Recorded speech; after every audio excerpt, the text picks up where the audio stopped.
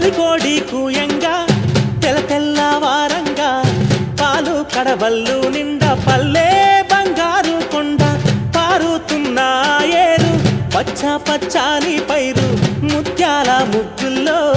సిగ్గులొలికే పల్లె సంక్రాంతి సంబరాలు సూరమ్మో